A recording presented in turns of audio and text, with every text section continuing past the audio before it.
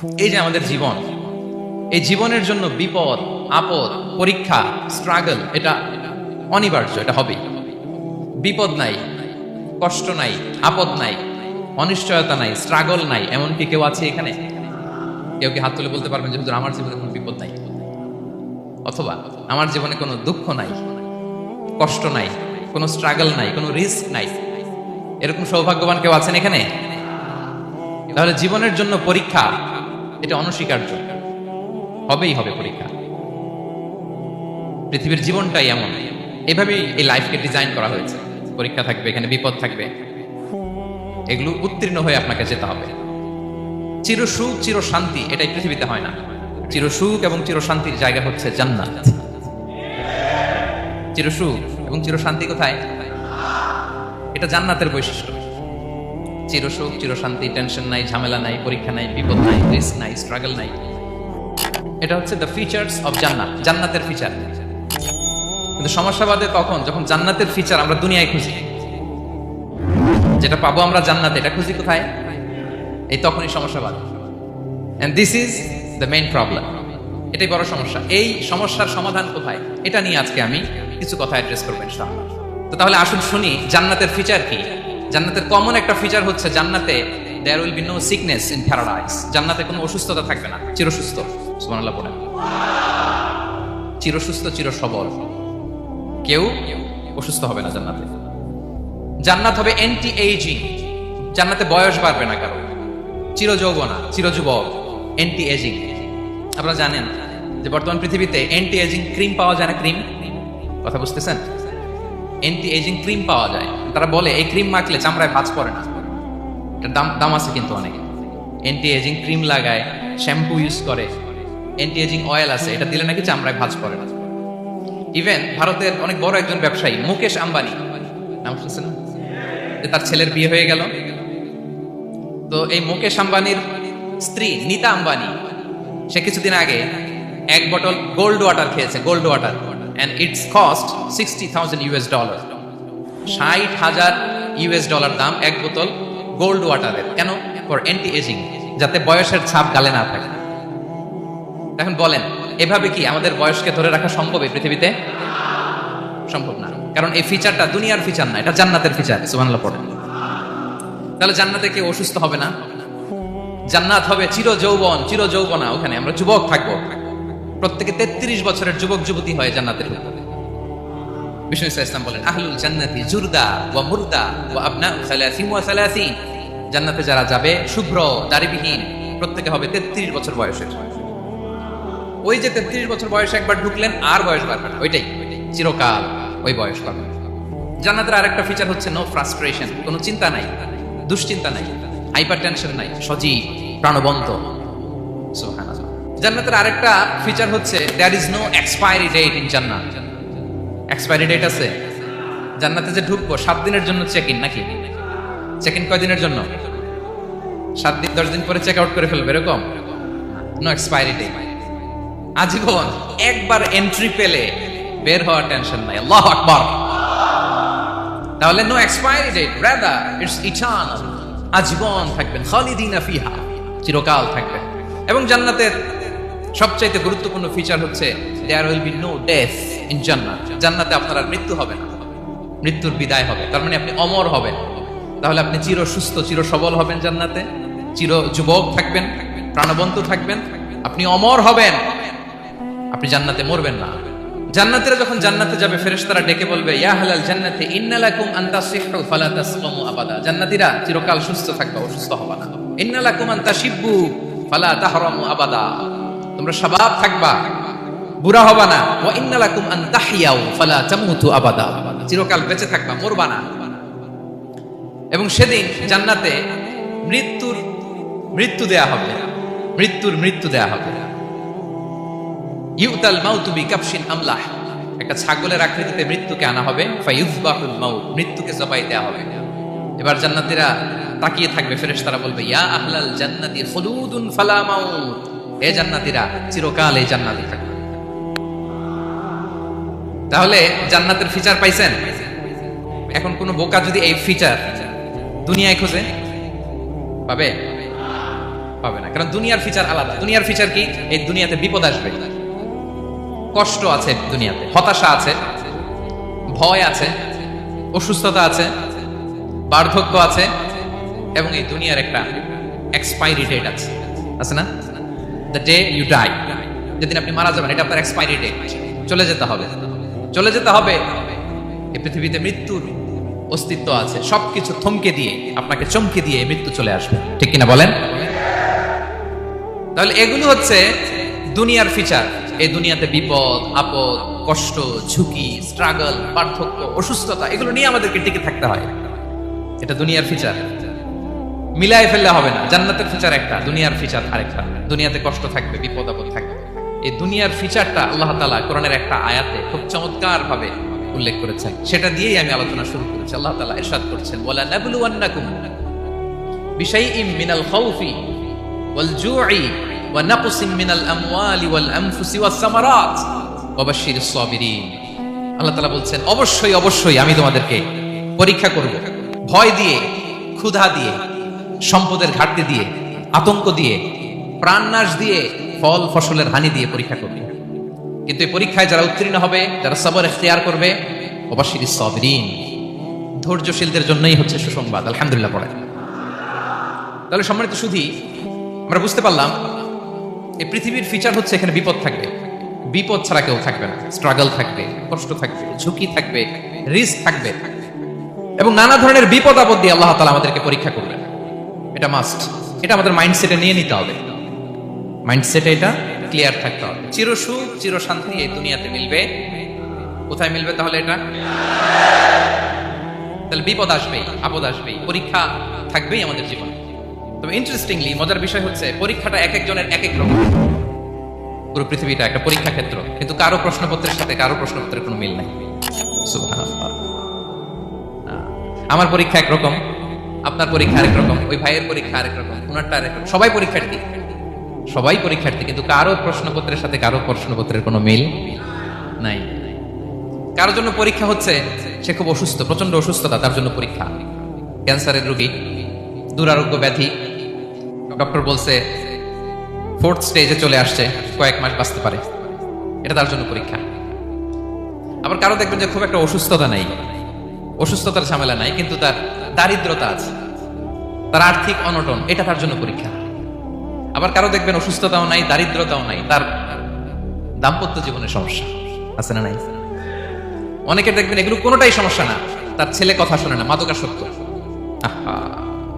মাদকাসক্ত, রিহ্যাবে পাঠায়, আবার আসে, আবার গাঁজা খাওয়া শুরু করে, আছে না নাই বলেন? দেখেন তার পরীক্ষাটা আবার আলাদা। অনেকের দেখবেন মেয়ে বাবার কথা শোনে না। আবার অনেকের দেখবেন যে ব্যবসায় সমস্যা, লসের পর লস, লাভ উঠাতে পারে না। তাহলে পরীক্ষা ছাড়া, বিপদ আপদ ছাড়া দুনিয়াতে কেউ নাই, কেউ নাই প্রিয় ভাই। এটা আমাদের মাথায় রাখতে হবে। পরীক্ষা আপনাকে দিতেই হবে, পরীক্ষা দিয়ে দিয়েই নিজেকে প্রমাণ করতে হবে। আর এক একজনের পরীক্ষাটা এক এক রকম, কারো পরীক্ষার সাথে কারো পরীক্ষার কোনো মিল থাকবে না। তো মাঝে মাঝে আমরা এটা ভুলে যাই। আল্লাহ তাআলা কালামে পাকে রিমাইন্ডার দিয়ে আমাদেরকে স্মরণ করিয়ে দিতে চান যে এই পৃথিবীতে আসলে তোমরা এসেছো পরীক্ষা দিতে। এটাই জীবনের বড় বাস্তবতা। আমাদের জীবনে যত হতাশা, আমাদের জীবন নিয়ে যত অভিযোগ, আমাদের মনে যত কষ্ট, আমাদের হৃদয়ের ভেতরে যত অস্থিরতা, তার মূলে হচ্ছে এই সমস্যা যে আমরা ভুলেই গেছি আমরা পরীক্ষা দিতে আসছি। এটা যদি ভুলে না যান, এটা যদি আপনার মাইন্ডসেটে থাকে যে পুরো জীবনটা একটা পরীক্ষা, তাহলে দেখবেন কোনো কিছু আপনাকে কাবু করতে পারবে না। আপনি হতাশ হবেন না, জীবন নিয়ে আর অভিযোগ থাকবে না, আপনি ভেঙে পড়বেন না, সব অভিযোগ হতাশা দূর হয়ে যাবে। তারপরে বুঝতে পারলাম পরীক্ষা আপনাকে দিতেই হবে। পরীক্ষা দেয়া ছাড়া এই পৃথিবী থেকে চলে যাওয়ার কোনো চান্স বা সুযোগ আমাদের কারো নেই। সূরাতুল আনকাবুতে আল্লাহ তাআলা এই কথাটা আরো চমৎকার ভাবে বলেছেন। আল্লাহ তাআলা ইরশাদ করেছেন, আহাসিবান নাসু আইয়ুতরাকু আইয়াকুলু আমান্না ওয়া হুম লা ইফতানুন ওয়ালাকাদ ফাতান্নাল্লাযীনা মিন ক্বাবলিহিম ফালা ইয়া'লামান্নাল্লাহুল্লাযীনা সাদাকু ওয়ালা ইয়া'লামান্নাল কাযিবিন। আল্লাহ বলেন, মানুষ কি ভেবেছে সে শুধু বলবে আমি ঈমানদার আর তাকে আমি জান্নাতে ঢুকাই দিব? না, কখনো না, কোশ্চিনকালেও না। বরং পূর্ববর্তীকালে যারা পৃথিবীতে এসেছিল তাদেরকে আমি পরীক্ষা নিয়েছি, পরীক্ষা করেছি, এবং তাকেও ইমানের প্রশ্নে সে সত্যবাদী না মিথ্যাবাদী পরীক্ষা দিয়ে দিয়ে নিজেকে প্রমাণ করতে হবে, ঠিক কিনা বলেন? পরীক্ষা দিয়ে আপনাকে প্রমাণ করতে হবে। এবং এই পরীক্ষার ব্যাপারটা, এটা যে শুধু আমরা সাধারণ মানুষ আমাদের জীবনে দুঃখ বিপদ পরীক্ষা এমনটা না। এই পৃথিবীর সবচেয়ে শ্রেষ্ঠ মানুষ যারা ছিলেন তাদেরকে আল্লাহ পরীক্ষা নিয়েছেন। বলেন তো, এই পৃথিবীতে সবচাইতে শ্রেষ্ঠতম মানুষ কারা? সবচাইতে শ্রেষ্ঠ ভালো মানুষ কারা ছিল পৃথিবীতে? বলেন তো, নবীরা। আওয়াজ করে বলেন তো, কারা? বলেন তো, নবীদের জীবনে পরীক্ষা ছিল কি ছিল না? হ্যাঁ ছিল। বেশি না কম? বিষ্ণু ইসলামকে জিজ্ঞাসা করা হলো, আইয়ুন নাসি আশাদ্দু বালাআন ইয়া রাসূলুল্লাহ, হে আল্লাহর রাসূল, এই পৃথিবীতে কাদের জীবনে পরীক্ষা বেশি? বিষ্ণু ইসলাম বললেন, আল আম্বিয়া, নবীদের জীবনে। আল আম্বিয়া সুম্মাল আমসাল ফাল আমসাল, সবচাইতে জীবনে পরীক্ষার সম্মুখীন সবচাইতে বেশি হয়েছে নবীরা। তারপরে নবীদের পরবর্তী অবস্থান যাদের, সিদ্দিকিন যারা, সোহাদা যারা, সলিহিন যারা, আল্লাহওয়ালা যারা, তাদের জীবনে পরীক্ষা বেশি। ইউবতালার রাজুলু আলা হাসাবি দীনি, ব্যক্তির দিনদারি যত বেশি তার জীবনে আল্লাহর পরীক্ষাও তত বেশি। আপনি আল্লাহওয়ালা হবেন, আপনার জীবনে পরীক্ষাও অনেক বেশি। এজন্য ইমানদার হওয়া যেমনি মর্যাদার, ইমানদারের জীবনে পরীক্ষাও হবে অনেক বেশি। এবং পরীক্ষা যত বড়, খেয়াল রাখতে হবে, মন খারাপ করার কোনো সুযোগ নেই। পরীক্ষা যার জীবনে যত বড়, সেটাতে সফল হতে পারলে ওটার প্রতিদানও বড়।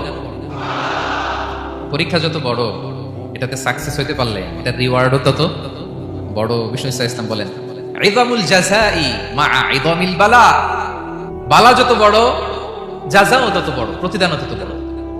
আপনারা নবীদের জীবনে যদি খেয়াল করেন দেখবেন, যেই নবীর জীবনে পরীক্ষা যত বেশি, সেই নবীর জীবনে সফলতাও তত বেশি। সাইয়েদনা ইব্রাহিম আলাইহিস সালামের কথাটা একটু খেয়াল করেন তো, বলেন তো, ওনার জীবনে পরীক্ষা কেমন ছিল? বেশি না কম?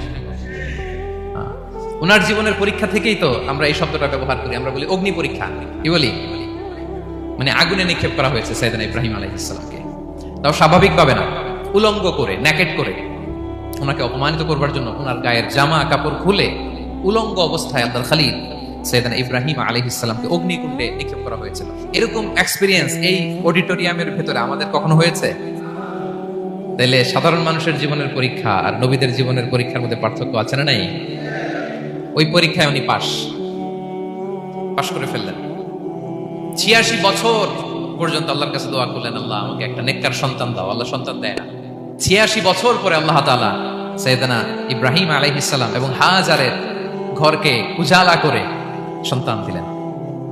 সাইয়েদনা ইসমাঈল আলাইহিস সালাম পৃথিবীতে আসলেন কত বছর বয়সে? 86 বছর বয়সের এখানে কেউ আছেন? হ্যাঁ, আছি আমরা? কেউ নাই। 86 বছর বয়সে প্রথম সন্তান পেয়েছে। তাদের ঘরকে উজালা করে আল্লাহর নবী সাইয়েদনা ইসমাঈল আলাইহিস সালাম আসলেন।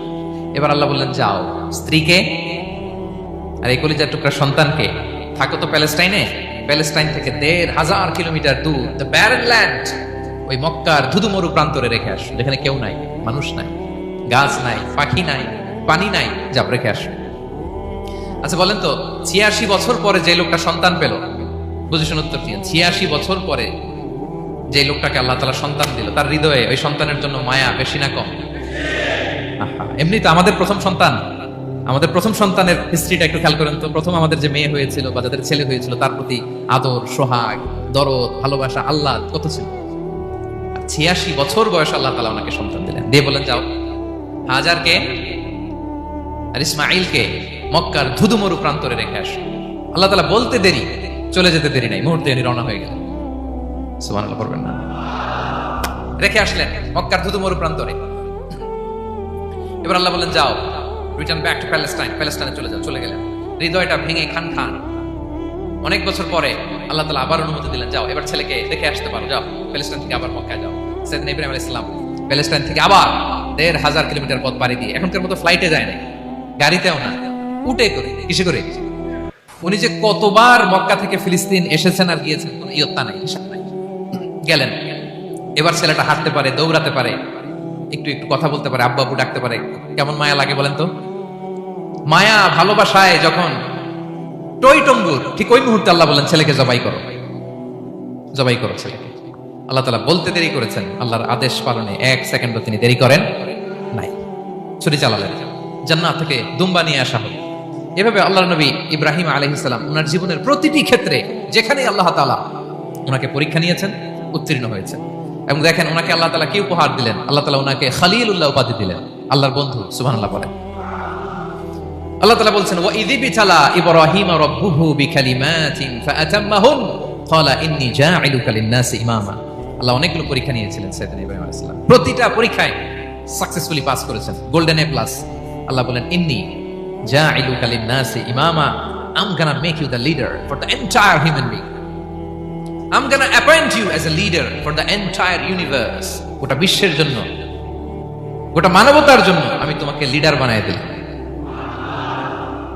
ইযামুল জাযাই মা'a ইযামিল বালা। পরীক্ষা যত বড়, ওই পরীক্ষায় পাশ করলে ওইটার ফলাফল প্রতিদানও বড়। তাহলে দেখেন প্রিয় ভাইরা, সাইয়েদনা ইব্রাহিম আলাইহিস সালামের জীবনে পরীক্ষার কোনো শেষ ছিল না। আমি আপনি কোথায়? আল্লাহর খলিলের জীবনে যদি এত পরীক্ষা থাকতে পারে, আমি আপনি কোথায় বলেন তো? এবার বলেন, সাইয়েদনা মূসা আলাইহিস সালাম, ওনার জীবনে তো কোনো পরীক্ষার ছিল না। গুণে শেষ করতে পারবেন? জন্মটাই তো হয়েছে পরীক্ষার মধ্য দিয়ে। মিশরের ছেলে সন্তান হইলে ফেরাউন বলছে জবাই করো, ওনার মা এরকম সিন্ধুকে করে ভাসায় দিলেন নীল নদীতে। আল্লাহু আকবার, কি একটা রোমাঞ্চকর পরিস্থিতির মধ্য দিয়ে আল্লাহ তাআলা ওনাকে বাঁচালেন। জন্মই হয়েছে পরীক্ষার মধ্যে দিয়ে। বড় হইলেন, ফেরাউনের ভয়ে দেশ ত্যাগ করলেন, মিশর থেকে মাদিয়ান। আবার আল্লাহর আদেশে যখন ফিরে আসলেন, আবার ফেরাউনের সাথে তর্ক বিতর্ক, যুদ্ধ। একটা রাত আল্লাহ নবী মুসা আলাইহিস সালাম শান্তি মতো মিশরে ঘুমাতে পারে নাই। একটা রাত শেষ পর্যন্ত এই ফেরাউন মুসা আলাইহিস সালামকে ধাওয়া করেছে। ফেরাউনের ধ্বংসের আগ পর্যন্ত সে মুসা আলাইহিস সালামকে ধাওয়া করেছে। তার মানে মুসা আলাইহিস সালাম এই বিপদ আপদ পরীক্ষা এগুলো থেকে মুক্তি পান নাই। এবার বলেন ঈসা আলাইহিস সালামের কথা, ওনার জীবনে তার পরীক্ষা ছিল না? কি পরীক্ষা ছিল? হ্যাঁ, আল্লাহু আকবার। Same scenario goes to the biography of every messenger in the world. সব নবীর ক্ষেত্রে একই ঘটনা ঘটেছে। সাইয়েদনা ঈসা আলাইহিস সালাম দাওয়াত যখন দিলেন, ওনার বিরোধিতা শুরু হলো, ওনাকে হত্যার ষড়যন্ত্র হলো, ইভেন কি ওনাকে মারার জন্য বনি ইসরাইলেরা উদ্ধত হলো, জানে বাঁচবার জন্য পালালেন। এক ঘরে ঢুকলেন, চারদিক দিয়ে ঘেরাও করলো, উনি দরজা জানালা লাগাই দিলেন। ওরা বললো একজন দরজা ভেঙে জানালা ভেঙে ভিতরে ঢুকো, ঢুকে দেখো বেটা ঈসা কি করে। একজন ভিতরে ঢুকছে, ঢুকার সাথে সাথে বল রাফাআহুল্লাহু ইলাইহি, আল্লাহ তাআলা ঈসা আলাইহিস সালামকে উপরে উঠায় নিলেন। আর যেই লোকটাকে তারা ভেতরে ঢুকালো, তার চেহারাকে আল্লাহ তাআলা ঈসা আলাইহিস সালামের চেহারার মতো করে দিলেন। এবার তার বাইরের সাথীরা বলে ঘটনা কি? বেটা ঈসাও বেরোয় না, আমাদের লোকটাও বেরোয় না, সবাই ঢুক। দরজা ভেঙে ভেতরে ঢুকে দেখে ঈসা দাঁড়ায় আছে। বলেন তো এটা ঈসা না মিসা? এটা কি আসল ঈসা? ওমা কতালু ওমা সলাবু ওয়ালাকিন শুব্বিহা লাহুম। আল্লাহ বলে তোমরা আমার নবী ঈসাকে হত্যাও করতে পারো নাই, শুলেও চড়াতে পারো নাই, আমি সেফটি সিকিউরিটি দিয়ে আমার নবী ঈসা আলাইহিস সালামকে আকাশে তুলে নিয়েছি। তাহলে ওনার জীবনে পরীক্ষার শেষ ছিল না। এবার যদি আমরা বিশ্বনবী সাল্লাল্লাহু আলাইহি ওয়াসাল্লামের জীবনের দিকে তাকাই, ওনার জীবনটা দেখেন তো। আমাদের পেয়ারা নবী বিশ্বনবী মুহাম্মদুর রাসূলুল্লাহ সাল্লাল্লাহু আলাইহি ওয়াসাল্লাম, ওনার জীবনে কি স্ট্রাগল ছিল? স্ট্রাগল মাক্কি জীবনের কথা যদি একটু খেয়াল করেন, দেখেন তো 3 বছর শিয়াবে আবি তালেবে জেল কেটেছেন, না খেয়েছিলেন। ওনার বংশের লোকেরা প্রথমে ছাগল খেয়েছে, ছাগলগুলো যখন শেষ, ছাগলের চামড়াগুলো শুকিয়ে ওইটা খাইছে। গাছের পাতা ছাল এগুলো খেয়ে খাবারের অভাবে বেহুশ হয়ে পড়ে থাকতো তারা। না খেয়ে কয়দিন ছিলেন আপনি? আমি কয়দিন ছিলাম না খেয়ে? মনেই তো পড়ে না, না খেয়েছিলাম কিনা কোনোদিন। এ হচ্ছে মাক্কি জীবন। মেন্টালি প্রেসার দেয়া হয়েছে। বিশ্বনবীর চাচা আবুল আহাব, তার 2 ছেলে উতবা আর উতাইবা, এদের সাথে বিয়ে দিয়েছিলেন 2 মেয়ের। যখন দাওয়াত দেওয়া শুরু করলেন, 2 মেয়েকে ডিভোর্স দিয়ে দিল। দেখেন, একটা বাবার জন্য প্রাপ্তবয়স্কা মেয়েকে যখন উঠায় নেওয়ার আগে ডিভোর্স দেয়, তার মানসিক অবস্থাটা কেমন থাকে বলেন? মেন্টালি প্রেসারাইজ করা হয়েছে, ফিজিক্যালি হ্যারাস করা হয়েছে। বিষ্ণু ইসলাম যখন নামাজে দাঁড়াতেন, উটের পচা নারী ভুড়ি বিষ্ণুবীর কাঁধে চাপিয়ে দেওয়া হতো। আপনার জীবনে এরকম ঘটছে কখনো? আপনি নামাজ পড়তেছেন, উটের পচা নারী ভুড়ি আপনার কাঁধে চাপিয়ে দেওয়া হয়েছে। কয়দিন হয়েছে এরকম? কয়দিন হয়েছে? হ্যাঁ, তারপরে তো আলহামদুলিল্লাহ বেরোয় না মুখ দিয়ে। কেমন আছেন হুজুর? কইেন না, বেশি একটা সুবিধার না, তাই না? বেশি একটা একটু মিলাবেন। কতটুকু পরীক্ষা আমরা দিয়েছি। তায়েফে গেলেন বিশ্বনবী, তায়েফে গেছিলেন জমির বায়না দিতে, তাই না? জমি কিনবে তায়েফে। তায়েফবাসীদেরকে জাহান্নামের আগুন থেকে বাঁচাতে গিয়েছিলেন, নিজের জন্য না। সেখানে তায়েফের ছেলেরা পাথর মেরেছে বিষ্ণু ইসলামের গায়ে। এত শুভ্র দেহ ছিল, চেহারা ছিল, বিষ্ণুনবীর গা দিয়ে ঝরঝর করে রক্ত ঝরেছে, ফিজিক্যাল হ্যারাসমেন্টের শিকার হয়েছেন বিষ্ণু ইসলাম। যখন সেদিন বিষ্ণু ইসলামকে হত্যার ষড়যন্ত্র করা হলো, আল্লাহ তাআলার আদেশে তিনি মক্কা থেকে মদিনা হিজরত করলেন। মদিনাতে যে একটা রাত, সপ্তম হিজরির আগ পর্যন্ত শান্তিতে ঘুমাতে পারেন নাই। 3 দিকে 3 ইহুদি বসতি, বনু কাইনুকা, বনু নদীর, বনু কুরাইজা। খাওয়ার মধ্যে বিষ মিশিয়ে দেওয়া হয়েছিল বিষ্ণু ইসলামের। বাজুর, খাসির বাজুর রান পছন্দ করতেন এক ইহুদি মহিলা, বিষ্ণু ইসলামের ওই রানের মধ্যে বিষ মিশিয়ে দিয়েছিল। ওই বিষের যন্ত্রণায় মৃত্যুর আগ পর্যন্ত বিষ্ণুনবী কাতরাতেন এবং উনি ইন্তেকালের সময় ওই বিষের ব্যথা যন্ত্রণাতে ইন্তেকাল করেছেন। বিষ্ণুনবীর ইন্তেকালটা শাহাদাতের ইন্তেকাল ছিল। বিষ্ণু ইসলাম বলেছেন, ওই যে খাইবার এলাকার ওই মহিলা যে আমার খাবারে বিষ মিশিয়েছিল, সেই বিষের যন্ত্রণা, বেদনা, কষ্ট আমি অনুভব করছি। খেয়ে না খেয়ে দিন প্রচারের কাজে নিজেকে দিয়েছ বিলিয়ে, তায়েফের কাফিরেরা চিনল না সে আলো, দুষ্ট ছেলেদের পিছু দিল লেলিয়ে, পাথরের আঘাতে ক্ষত বিক্ষত হয়ে সারা শরীর থেকে রক্ত ঝরে। হে রাসূল তোমাকে ভুলি আমি কেমন করে, হে রাসূল তোমাকে ভুলি আমি কেমন করে। হাজার ব্যথা বেদনার পরে ফিরে আসনি তুমি আপন ঘরে, দিনের আলো তুমি ছড়িয়ে দিতে চলে গেলে মদিনায় মক্কা ছেড়ে। হে রাসূল তোমাকে ভুলি আমি কেমন করে, হে রাসূল তোমাকে ভুলি আমি কেমন করে। ঠিক না বলেন? একটা রাত শান্তিতে, শান্তির ঘুম তিনি দিতে পারেন নাই। প্রিয় ভাইরা, তাহলে আমরা কি বুঝলাম? বিশ্বনবীর জীবনে পরীক্ষা ছিল কি ছিল না? আমাদের উপায় আছে? আমরা বাঁচতে পারবো এই বিপদ আপদ পরীক্ষা ঝঞ্ঝাল থেকে? বাঁচতে চাইলেও বাঁচতে পারবো? পারবো না। ইমাম মালিক আলাইহি রাহমা নাম শুনেছেন? ইমাম মালিক, ওনার জ্ঞান থেকে লাখো লাখো মানুষ উপকৃত হয়েছে, কোটি কোটি মানুষ উপকৃত হয়েছে। মদিনার রাস্তায় রশি দিয়ে ওনাকে টেনে হিচড়ে এক এলাকা থেকে আরেক এলাকায় নিত জালেম বাদশাহ। ইমাম মালিক আলাইহি রাহমা। ইমাম আহমদ ইবনে হাম্বল, উনাকে বেত্রাঘাত করা হতো, চাবুক দিয়ে পেটানো হতো। আমাদের মাযহাবের ইমাম আল ইমাম আল আযম আবু হানিফা আলাইহি রাহমা, উনাকে কারাবন্দী করা হয়েছিল। তার মানে দেখেন, যত বড় বড় স্কলার, যত বড় বড় মাশায়েখ, এমনকি আম্বিয়া আলাইহিস সালাম, উনারাও পরীক্ষা বিপদ আপদ থেকে রেহাই পান। পাইছে? তাহলে আপনি আর আমি পাবো? বলেন তো।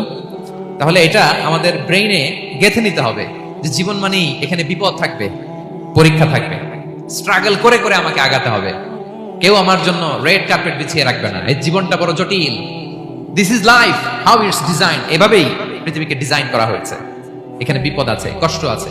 এই পরীক্ষা দিয়ে দিয়ে আপনাকে উত্তীর্ণ হতে হবে। বুঝতে পেরেছেন প্রিয় ভাই? নাও দ্য কোশ্চেন আরাইজ, এখন প্রশ্ন হচ্ছে, কেন আল্লাহ এই পরীক্ষা নেন? কেন? আল্লাহ তাআলা সূরা মুলকে বলেছেন, এই পৃথিবী সাজানোর, এই জীবন মৃত্যুর এই খেলা, এর উদ্দেশ্যটাকে আল্লাহ তাআলা স্পষ্ট করে বলেছেন, আল্লাযী খালাকাল মাউতা ওয়াল হায়াতা লিয়াবলুয়াকুম আইয়ুকুম আহসানু আমালা। জীবন মৃত্যু দিয়ে তোমাদের জীবনকে সাজানো হয়েছে এজন্য, যাতে করে তিনি তোমাদের পরীক্ষা করতে পারেন। কি করতে পারেন? তোমাদের মধ্যে কে সৎকর্মে অগ্রগামী, কে কাজে ভালো, আমলে ভালো, এটা দেখার জন্য। বেসিকলি আল্লাহর দেখার প্রয়োজন নাই, আমাদেরকে দেখানোর জন্য এই পরীক্ষার আয়োজন। আমি ভালো করবো না খারাপ করবো এটা আল্লাহ জানে না? ওনার পরীক্ষা করা লাগে কেন? কথা বলেন। আমি জান্নাতি না জাহান্নামী এটা আল্লাহ জানেন না? বেসিকলি আমাদেরকে জানানোর জন্য এই পরীক্ষার আয়োজন। কাদেরকে জানানোর জন্য? মানে তুমি জেনে যাও তুমি জান্নাতি না জাহান্নামী। আমি ভালো করেই জানি। একটা ছোট্ট উদাহরণ দিলে বুঝতে পারবেন প্রিয় ভাইরা। ধরেন আল্লাহ তাআলা দুইজনকে সৃষ্টি করলেন। উদাহরণস্বরূপ একজনের নাম আব্দুল্লাহ, আরেকজনের নাম আব্দুর রহমান। সৃষ্টির পরে আব্দুল্লাহকে বললেন, আব্দুল্লাহ আমি জানি তুমি পৃথিবীতে 50 বছর হায়াত পাইতা, খুব ভালো কাজ করতে, তুমি দুনিয়াতে অনেক ভালো কাজ করতে, এটা আমি আগেই জানি, আমার অসীম জ্ঞান বলে আমি আগে থেকেই জানি। তো যাও, তোমার এই মাত্র সৃষ্টি করলাম, যাও তুমি জান্নাতে ঢুকে যাও, কারণ আমি জানি তুমি জান্নাতি হবে।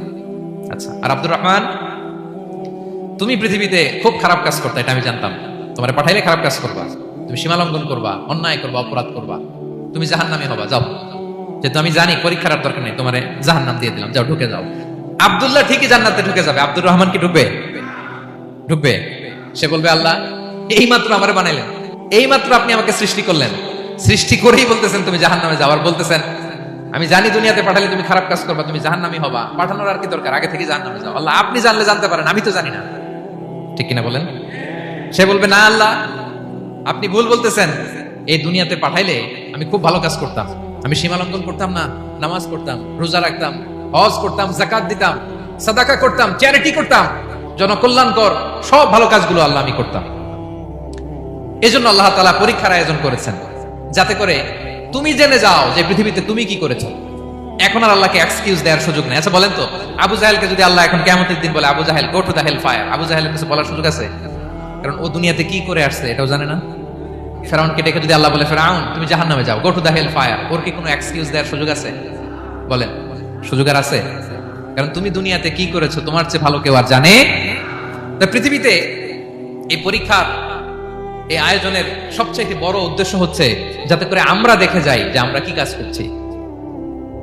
কেউ যখন পরীক্ষা দেয় প্রিয় ভাইরা, ওই পরীক্ষায় কত পাবে তার একটা হিসাব আছে না?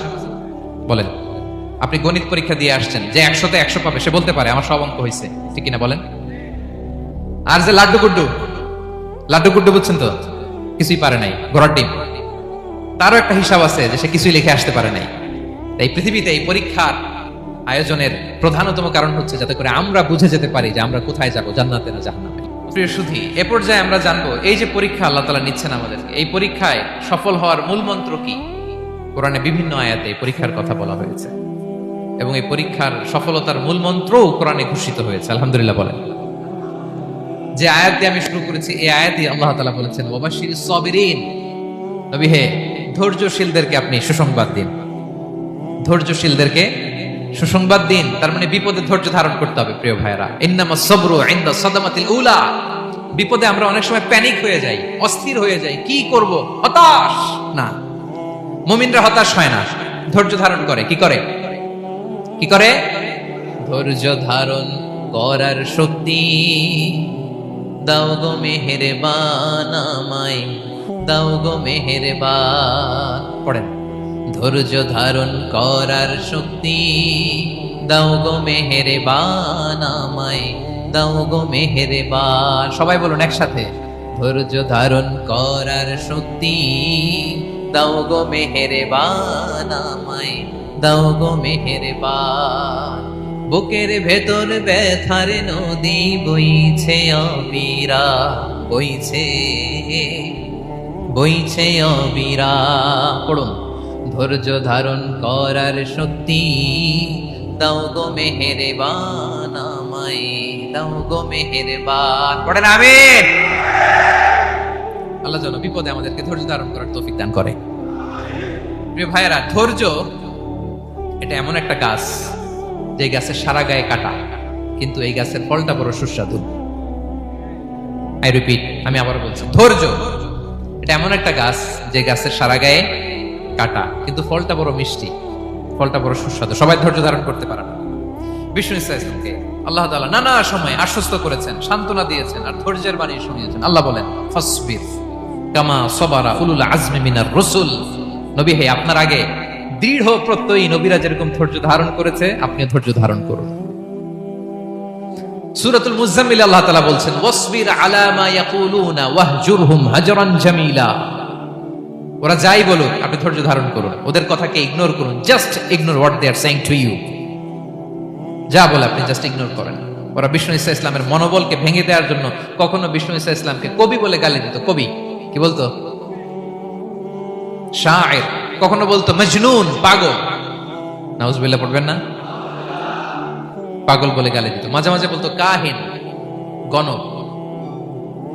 মাঝে মাঝে বিষ্ণু ঈসা ইসলামকে তারা বলতো আবতার, লেস কাটা। মুহাম্মদ তোমার ছেলে নাই, তোমার বংশ নির্বংশ হয়ে গেছে, তোমার নাম নেয়ার মতো কেউ নাই। কপাল পোড়া। গোটা বিশ্বব্যাপী বিষ্ণু ঈসা ইসলামের সুনাম সুখ্যাতি ছড়িয়ে দিয়েছে কে? আকাশ বাতাস মাড়িয়ে, সাতাকাশ ছাড়িয়ে আল্লাহর আরশ পর্যন্ত আল্লাহ তাআলা বিষ্ণুনবীর সুনাম সুখ্যাতিকে সুউচ্চ করেছেন। ঠিক কিনা বলেন? ইগনোর করুন। আপনাকে কবি বলে, গণক বলে, আপনাকে পাগল বলে, আপনাকে লেস কাটা বলে, জাস্ট ইগনোর দেন। বর্তমান সময়েও নানা ধরনের ট্যাগ আমাদেরকেও দেয় কি দেয় না বলেন? দেয়? আমাদেরকে কি বলে? মৌলবাদী বলে। বলে বলে ওই যে রাজাকার বলে। রাজাকার রাজাকার খেলার দিন শেষ। মন মতো হইলে মুক্তিযোদ্ধা, মন মতো না হইলে রাজাকার, এই দিন শেষ। ওই দিন আর নাই, এই কার্ড দিয়ে আর খেলার দিন নাই। এগুলো মানুষ আর খায় না এখন, এগুলো গিলে না আর। সাধারণ মানুষ বড্ড সচেতন। দেখেন কালের বিবর্তনে, সময়ের আবর্তনে একই পরিক্রমা আমাদেরকে ট্যাগিং করে, আমাদেরকে মৌলবাদী বলে, ব্যাকডেটেড বলে, রাজাকার বলে, জঙ্গি বলে, যুদ্ধাপরাধী বলে। আছে না এরকম? ওয়াসবির আলা মা ইয়াকুলুন, নিজের সাথে মিলায় নেন, যা বলে ধৈর্য ধারণ করো। ওয়াহজুরহুম হাজরান জামিলা, জাস্ট ইগনোর দেম, ভালোভাবে ইগনোর করেন, খালাস, সালাম দিয়ে কেটে পড়েন। তাহলে প্রিয় ভাইরা, এই বিপদ আপদ আমাদের পিছু ছাড়বে না, পিছু ছাড়বে না। নবীদের পিছু ছাড়ে নাই, আমরা কোথায়? আমরা আর কি? বিপদ আমাদেরকে ধৈর্য ধারণ করতে হবে, মনোবল হারাইলে হবে না। দেখেন বিশ্বনবী কিভাবে আপনাদেরকে সান্ত্বনা দেয়। বিশ্বনবী বলেন, আজাবান লি আমরিল মুমিন, মুমিনের ব্যাপারটা বড় আশ্চর্যজনক। ফাইন্না আমরাহু কুল্লাহু লাহু খাইর, মুমিনের জীবনে যা ঘটে সবটাই খাইর, সবটাই কল্যাণ। ইন আসাবাতহু সাররাউ শাকারা ফাকানা খাইরাল্লাহ ওয়া ইন আসাবাতহু দাররাউ সাবারা ফাকানা খাইরাল্লাহ। মুমিনের জীবনে যদি সুখ আসে তাহলে মুমিন শুকরগুজার হয়, এটা তার জন্য ভালো। আর যদি মুমিন জীবনে দুঃখ আসে তাহলে সে সবর ইখতিয়ার করে, এটাও তার জন্য ভালো। সুবহানাল্লাহ। তাহলে দেখেন আমরা হয় সুখে থাকি নয় দুঃখে থাকি, ঠিক কিনা বলেন? তাহলে সুখের সময় আমরা শুকর করি, কি করি? শুকরগুজার হই। শুকরিয়া করাও একটা ইবাদত, শুকরিয়া করাও কি? আর দুঃখের সময় আমরা সবর করি, সবর করাটাও একটা। তাহলে আমাদের পুরো জীবনটাই ইবাদত, পুরো জীবনটাই সুখের সময় শুকর আর দুঃখের সময় সবর। আওয়াজ করে বলেন, সুখের সময় শুকর আর দুঃখের সময়। এই দুই ইবাদত মুমিন জীবনে চলমান, কন্টিনিউয়াস, একটা উইন উইন সিচুয়েশন। কি বলেন? উইন উইন হয়ে গেল না? যেই পরিস্থিতিতেই থাকে আমাদের জন্য লাভ। আল্লাহু আকবার। তাহলে প্রিয় ভাইরা, এটাই জীবনের বাস্তবতা। সবর আমাদেরকে ইখতিয়ার করতে হবে, হতাশ হওয়া যাবে না। অনেকে আমরা অল্পতে হতাশ হই। এই যে আমরা ধৈর্য ধারণ করছি, এর ফল পাচ্ছি না? দীর্ঘ দেড় দশক ধরে ধৈর্য ধারণ করছেন না আপনারা? এখন মুক্তি, স্বাধীনতা, বিজয় এনে দিয়েছে কে? ধৈর্য ধারণ করুন। ধৈর্যের যে ফলাফল, এটা বড় মিষ্টি।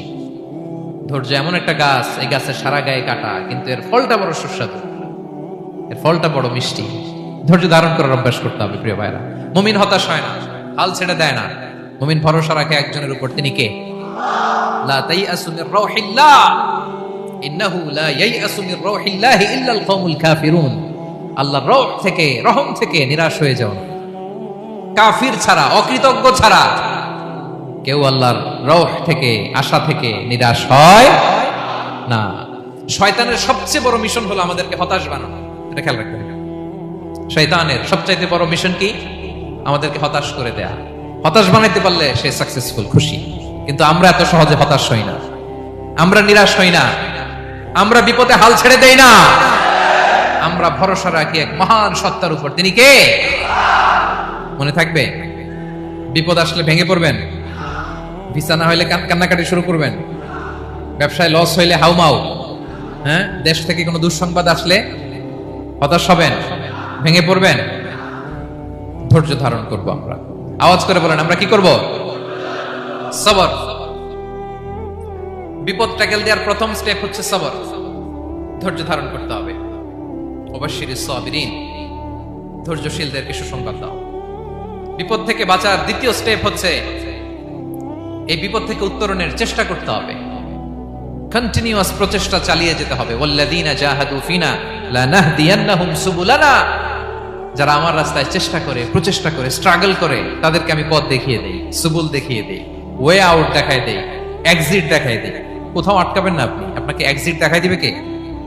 মালয়েশিয়াতে কেলুয়ার বলে না? কেলুয়ার কি বলে চিনেন? কেলুয়ার মানে কি? এক্সিট। এক্সিট পেয়ে যাবেন, আটকাবেন না আপনি জীবনে কোথাও। 3 নাম্বার, আল্লাহর উপর তাওয়াক্কুল করতে হবে বিপদ আসলে। ওয়া মান ইয়াতাওয়াক্কাল আলাল্লাহি ফাহুয়া হাসবুহ, আল্লাহর উপর যে তাওয়াক্কুল করে আল্লাহই তার জন্য যথেষ্ট হয়ে যায়। তাহলে বিপদে প্রিয় ভাইরা আমরা প্যানিক হব না, ধৈর্য ধারণ করব, বিপদ থেকে উত্তরণের সর্বোচ্চ প্রচেষ্টা চালিয়ে যাব, আর ভরসা রাখবো একজনের উপর, তিনি কে? আর বিপদ আসলে এটাকে নেগেটিভলি নেবেন না। সবসময় বিপদ আপদ এটা অনেক পজিটিভ ভালো জিনিস আমাদের জীবনে বয়ে নিয়ে আসে। শাইখুল ইসলাম ইবনু তাইমিয়া আলাইহি রাহমা উনি বলতেন, খুব দামি কথা, খুব হেভি ওয়েট কথা, মনোযোগ দিয়ে শুনুন। তিনি বলতেন, যে নেয়ামত তোমাকে আল্লাহ থেকে দূরে সরায়, ওই নেয়ামতের চেয়ে বিপদ ভালো যে বিপদ তোমাকে আল্লাহর দিকে ধাবিত করে। আই রিপিট, আমি আবারও বলি, যে নাজ নেয়ামত তোমাকে আল্লাহ থেকে দূরে সরিয়ে দেয়, সে নাজ নেয়ামতের চেয়ে ওই বিপদ আপদ ভালো যে বিপদ আপদ তোমাকে আল্লাহর কাছে টেনে দেয়। তাহলে বিপদ আপদ আসলে আপনি হতাশ হবেন? আর কখনো দুঃখ করবেন? মোয়ারের ভাইরা, আর মন খারাপ করবেন? আপনি খেয়াল করে দেখেন, বিপদ আসলে আমরা আল্লাহরে ডাকি বেশি। যখন অসুস্থ আপনি খেয়াল করেন তো, আল্লাহ আল্লাহ তুমি ছাড়া বাঁচানোর কেউ নাই, আল্লাহ আল্লাহ তুমি হেফাজত করো, আল্লাহ তুমি সুস্থ করে দাও। যখন লাইফ থ্রেট, দেখেন আপনি গুম হয়ে যেতে পারেন, আপনার কারাবন্দী করতে পারে, এরকম একটা বিপদের মধ্যে আছেন, তখন খেয়াল করেন তো আল্লাহর সাথে আপনার কানেক্টিভিটি, রিলেশনশিপটা কতটা ডেভেলপ হয়। কারণ বিপদে পড়লে আমরা আল্লাহরে ডাকি বেশি। তাহলে বিপদ আপদেরও কিছু পজিটিভ সাইড বা দিক আমাদের জীবনে আছে না নাই? অনেক পজিটিভ দিক আছে, কয়েকটা শেয়ার করি। এক নাম্বার পজিটিভ সাইড তো বললাম, ইমাম ইবনু তাইমিয়া যেটা বললেন। এরপরে হচ্ছে মাঝে মাঝে আল্লাহ তাআলা আমাদের মর্যাদাকে আপগ্রেড করতে চায়, এলিভেট করতে চায়। আপনি ধরেন কোন একটা এয়ারলাইন্সের রেগুলার প্যাসেঞ্জার টিকিট কাটেন, মাঝে মাঝে হঠাৎ করে দেখবেন কাউন্টারে গেলে তারা বলে you are upgraded to business class, অথবা you are upgraded to first class. যেহেতু রেগুলার প্যাসেঞ্জার, অনেক মাইলস জমা হয়েছে, আপগ্রেড করে দেয়। আল্লাহ তাআলা মাঝে মাঝে চায় তিনি আমাদের মর্যাদাকে, র্যাঙ্ক, এটাকে আপগ্রেড করবেন, কিন্তু আমার যে আমল আখলাকের অবস্থা, ওইটা দিয়ে ওই আপগ্রেড র্যাঙ্কে যাওয়ার সুযোগ নাই। বুঝতেছেন কথা?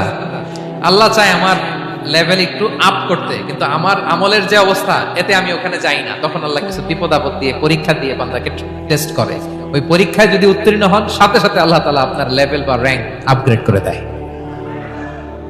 সুবহানাল্লাহ পড়বেন না? তাহলে লাভ না লস? আওয়াজ করে বলেন, লাভ না লস?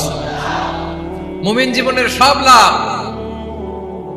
যত বিপদ আপদ আপনাকে স্পর্শ করে, প্রতিটাতেই আপনার জন্য কল্যাণ। বিষ্ণু ইসলাম বলেন, মা ইউসিবুল মুসলিমা মিন নাসাবিন ওয়ালা ওয়াসাবিন ওয়ালা হাম্মিন ওয়ালা হুজনিন ওয়ালা আযান ওয়ালা গাম্মিন হাত্তা শাওকাতি ইউশাকুহা ইল্লা কাফারাল্লাহু বিহা খাতায়া। আপনার জীবনে যত দুঃখ, যত যন্ত্রণা, যত টেনশন, যত অ্যাংজাইটি, যত ইনজুরি, এমনকি গোলাপ ফুল পাড়তে যে ওখানে যে কাটা বাঁধছে, বরই খেতে যে বরই গাছে ওঠার পরে যে একটা কাটা বিঁধছে আপনার হাতে, এর কারণে আল্লাহ তাআলা আপনার গুনাহ মাফ করে দেয়। সুবহানাল্লাহ। তাহলে বিপদ আপদ দিয়ে আল্লাহ বান্দার মর্যাদাকে আপগ্রেড করে। বিপদ আপদে ফেলে আল্লাহ তাআলা বান্দার পাপ মোচন করে। বিপদ আপদ দিয়ে আল্লাহ তাআলা বান্দার শাস্তি মওকুফ করে। এমন পাপ করছেন, এটার জন্য শাস্তি বরাদ্দ হয়ে গেছে, কিন্তু আল্লাহ তাআলা ওই শাস্তি থেকে মাঝে মাঝে আপনাকে বাঁচাতে চায়, যখন কিছু বিপদ দিয়ে বান্দারে পরীক্ষা করে। উত্তীর্ণ হলেই আল্লাহ তাআলা ওই শাস্তিকে মওকুফ করে দেয়। তাহলে আসুন সামারি করি, পুরো আলোচনাটার সামারি করি। এক নম্বর সামারি হচ্ছে বিপদ আপদ, পরীক্ষা, স্ট্রাগল, কষ্ট, এটা সুন্নাতুল্লাহি ফিদ দুনিয়া। এই দুনিয়ায় আল্লাহর সুন্নাত, এর বাইরে কেউ যেতে পারে না, ইভেন নট দ্য মেসেঞ্জার্স, নবীরাও। আজকের আলোচনায় শুনছেন না নবীদের জীবন দিয়ে কি গেছে, ups and downs, test and trial, নবীরাও না। তাহলে এটা আমাদের মাইন্ডসেটের সাথে সেট আপ করে নিতে হবে যে অতীতে, বর্তমানে, ভবিষ্যতে বিপদ আপদ মুক্ত এই পৃথিবীতে কেউ থাকবে না। পারবেন? হ্যাঁ, এটা মাইন্ডসেটে নিয়ে নিতে হবে যে এটাই জীবন, বিপদ আপদ দিয়ে আল্লাহ পরীক্ষা করবেন। এটাই পৃথিবী। চির সুখ চির শান্তি এই পৃথিবীতে খুঁজলেই পাওয়া যায় না। শুরুতে বলছিলাম না, চির সুখ চির শান্তি। বলেন তো এটা কি দুনিয়ার ফিচার না জান্নাতের ফিচার? জান্নাতের ফিচার দুনিয়ায় খুঁজতে পাওয়া যাবে? যাবে না। তাহলে আজকের আলোচনার এক নম্বর লেসন হচ্ছে বিপদ আপদ এটা সুন্নাতুল্লাহি ফিদ দুনিয়া। এই দুনিয়া আল্লাহর সুন্নাত, এটা থেকে মুক্তি পাওয়ার কোনো সুযোগ নাই, নবীরাও পায় নাই। 2 নম্বর লেসন, বাঁচার যেহেতু সুযোগ নাই, we have to face it with patience, intellect and tawakkul। বিপদে অস্থির হওয়া যাবে না, এটাকে ফেস করতে হবে উইথ পেশেন্স, ধৈর্যের সাথে। বিপদ আমরা মোকাবেলা করব কিসের সাথে? ধৈর্য। প্যানিক হবেন না, অস্থির হবেন না, ধৈর্য ধারণ করবেন উইথ ইন্টেলেক্ট। আল্লাহর দেয়া আপনার ইন্টেলেক্ট খাটিয়ে এই বিপদ উত্তরণের সর্বান্তকরণের চেষ্টা প্রচেষ্টা আপনার চালায় যেতে হবে। আর সবশেষে আত-তাওয়াক্কুল আলাল্লাহ, ডিপেন্ডিং অন আল্লাহ, ভরসা করব কার উপর? আল্লাহর উপর। পারা যাবে তো? আচ্ছা, 2টা লেসন গেল। 3 নম্বর লেসন হচ্ছে আমাদের ছেলে মেয়েদেরকে we have to educate our child regarding the test and trial in this dunya। দুনিয়ার এই বিপদ আপদের ব্যাপারে আমাদের ছেলে মেয়েদেরকে শেখাতে হবে, বুঝাতে হবে। ওরা ছোট মানুষ তো অস্থির হয়ে যায়, আব্বু আমার সাথে কেন এমন হয়, আমারই শুধু পেন্সিল চুরি হয়, আমারই শুধু এটা হয়, আমি পরীক্ষায় খারাপ করি, আমি ব্যথা পাই, আমার এই আমার সেই। ছোট মানুষ তো বুঝে না, ওরা বুঝাইতে হবে যে বাবা, this is the essence of life, এটাই জীবন, এটাই কি এই লাইফ হ্যাকস গুলো তাদেরকে শেখাইতে হবে। ডোন্ট বি প্যানিক, প্যানিক হওয়া যাবে না। This is how life is design, এটাই জীবন, বিপদ আপদ আসবে, এটাকে মেনে নিতে হবে, ছেলে মেয়েদেরকে শেখাইতে হবে, তাহলে তারাও প্যানিক হবে না। পারবেন তো ইনশাআল্লাহ? আচ্ছা, 4 নম্বর লেসন হচ্ছে যেটা আমরা জানলাম, এই বিপদ আপদ সবসময় আমাদের জন্য খারাপ না। সামটাইমস ইট ব্রিংস খায়ের for us if dealt properly. ঠিকমতো বিপদকে ডিল করতে পারলে এটা আসলে আমার জন্য আখেরে কল্যাণই বয়ে নিয়ে আসে। কি বলেন, তাই না? কল্যাণ বয়ে নিয়ে আসে। সব শেষ কথা হলো, আমরা যেন এই বিপদগুলোকে প্রপারলি ডিল করতে পারি, আমরা যেন সবর ইখতিয়ার করতে পারি। আল্লাহর কাছে চাইতে হবে, দোয়া করতে হবে, কারণ তৌফিক দেওয়ার মালিক কে? আল্লাহর কাছে যেন আমরা কায়মনো বাক্যে প্রার্থনা করতে পারি, আল্লাহ এই বিপদকে যেন আমরা ডিল করতে পারি উইথ সাবর, উইথ ইন্টেলেক্ট, উইথ তাওয়াক্কুল। আসল হাতিয়ার হচ্ছে এটা, দোয়া। আল্লাহর কাছে চাইবেন, মনোযোগের সাথে চাইবেন, আন্তরিকতার সাথে চাইবেন। উদউল্লাহ ওয়া আনতুম মুকিনুনা বিল ইজাবা। বিষ্ণু বলেন এমন ভাবে চাও যেন তুমি অনেকটা কনফার্ম যে তোমার দোয়া আল্লাহ কবুল করবেনই, এমন ভাবে চাও। অনেকে রোবোটিক দোয়া করে। রোবোটিক দোয়া মানে দোয়ার মধ্যে প্রাণ নাই, ধ্যান নাই, মন নাই, আগ্রহ নাই, ভালোবাসা নাই, ওই দোয়া আল্লাহ কবুল করে না। মনোযোগ দিয়ে চাইতে হবে চাওয়ার মধ্যে, তাহলে আল্লাহ তাআলার পক্ষ থেকে তৌফিক পাওয়া যাবে। পারা যাবে তো ইনশাআল্লাহ? আল্লাহ তাআলা আমাদের সবাইকে বিপদে আপদে ধৈর্য ধারণ করার তৌফিক দান করুক। নবীরা তাদের জীবনে যেভাবে স্ট্রাগল, আপস এন্ড ডাউনস, বিপদগুলোকে, টেস্ট এন্ড ট্রায়াল গুলোকে ডিল করেছে, আমরা যেন সেভাবে ডিল করতে পারি। আল্লাহ তৌফিক দান করুক। আল্লাহ তাআলা আমাদের সবাইকে কথাগুলো বোঝা আর আমল করার তৌফিক দান করুক।